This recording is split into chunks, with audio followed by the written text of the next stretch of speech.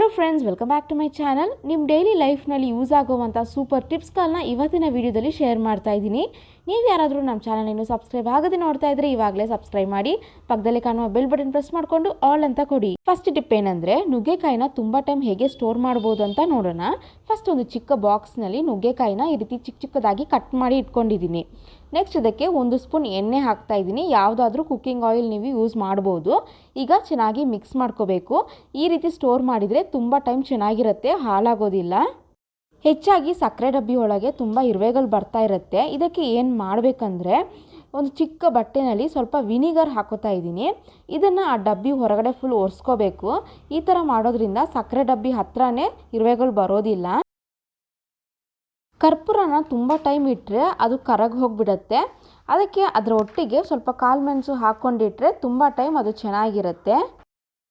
ಯಾವುದಾದ್ರೂ ಒಂದು ಸೋಪ್ ತಗೊಳ್ಳಿ, ಮುಖಕ್ಕೆ ಹಾಕುವಂಥ ಸೋಪ್ನ ಯೂಸ್ ಮಾಡಿ. ಈಗ ಇದನ್ನು ಚೆನ್ನಾಗಿ ತುರ್ಕೋಬೇಕು. ನೋಡಿ, ಇಷ್ಟು ಸಿಕ್ಕರೆ ಸಾಕು. ನೆಕ್ಸ್ಟ್ ಇದಕ್ಕೆ ಸ್ವಲ್ಪ ಇನ್ಸ್ಟೆಂಟ್ ಕಾಫಿ ಪುಡಿನ ಇದಕ್ಕೆ ಸೇರಿಸ್ಕೊತೀನಿ. ಯಾವ ಬ್ರ್ಯಾಂಡ್ ಆದರೂ ನೀವು ಹಾಕೋಬೋದು.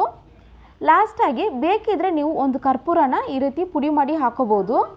ಈಗ ಇದೆಲ್ಲ ಹಾಕಿಬಿಟ್ಟು ಚೆನ್ನಾಗಿ ಮಿಕ್ಸ್ ಮಾಡಿ. ಈಗ ಒಂದು ಪೇಪರ್ನ ತಗೊಂಡು ಈ ಬಾಕ್ಸ್ ಮೇಲ್ಗಡೆ ಇಟ್ಬಿಟ್ಟು ಒಂದು ರಬ್ಬರ್ ಬ್ಯಾಂಡ್ ಹಾಕಿ ಇಟ್ಬಿಡಿ. ಆಗ ಟೈಟಾಗಿ ಹಾಗೆ ಇರುತ್ತೆ. ಲಾಸ್ಟಾಗಿ ಇದಕ್ಕೆ ಹೋಲ್ಸ್ ಹಾಕಿ ನೋಡಿ, ಚಿಕ್ಕ ಚಿಕ್ಕದಾಗಿ ತೂತು ಹಾಕಬೇಕು. ಅಷ್ಟೇ ನೋಡಿ, ಒಂದು ರೂಮ್ ಫ್ರೆಶ್ನರ್ ರೆಡಿ ಆಗಿದೆ. ಇದನ್ನು ನೀವು ಎಲ್ಲಿ ಬೇಕಾದರೂ ಇಟ್ಕೋಬೋದು. ಕಿಚನಲ್ಲಿ, ಬಾತ್ರೂಮಲ್ಲಿ, ಮತ್ತು ಬಟ್ಟೆ ಇಡುವಂಥ ಕಬೋರ್ಡ್ ಒಳಗಡೆ ಎಲ್ಲಿ ಬೇಕಾದರೂ ಇಟ್ಕೋಬೋದು. ಬೇರೆ ರೂಮ್ ಫ್ರೆಶ್ನರ್ಗಿಂತಲೂ ಇದು ತುಂಬ ಚೆನ್ನಾಗಿ ಕೆಲಸ ಮಾಡುತ್ತೆ. ತಿಂಗ್ಳುಗಟ್ಟಲೆ ಇಟ್ಟರೂ ಇದರ ಸ್ಮೆಲ್ ಹಾಗೇ ಇರುತ್ತೆ. ಓಕೆ ಫ್ರೆಂಡ್ಸ್, ಇವತ್ತು ನಾನು ಹೇಳಿದ ಟಿಪ್ಸ್ನ ನಿಮ್ಮ ಮನೇಲಿ ಟ್ರೈ ಮಾಡಿ. ನಿಮಗೆ ಹಣನೂ ಉಳಿಯುತ್ತೆ, ಹಾಗೆಯೇ ನಿಮ್ಮ ಟೈಮ್ ಕೂಡ ಉಳಿಯುತ್ತೆ. ಈ ವಿಡಿಯೋ ಇಷ್ಟ ಆಗಿದ್ರೆ ಒಂದು ಲೈಕ್ ಮಾಡಿ, ನಿಮ್ಮ ಫ್ರೆಂಡ್ಸ್ ಆ್ಯಂಡ್ ಫ್ಯಾಮಿಲಿಗೆ ಶೇರ್ ಮಾಡಿ. ನಮ್ಮ ಚಾನಲ್ನ ಸಬ್ಸ್ಕ್ರೈಬ್ ಆಗೋಕ್ಕೆ ಮರಿಬೇಡಿ. ಇನ್ನೊಂದು ವಿಡಿಯೋ ಜೊತೆ ಮೀಟ್ ಮಾಡ್ತೀನಿ. ಅಲ್ಲಿವರೆಗೂ ಬಾಯ್ ಬಾಯ್.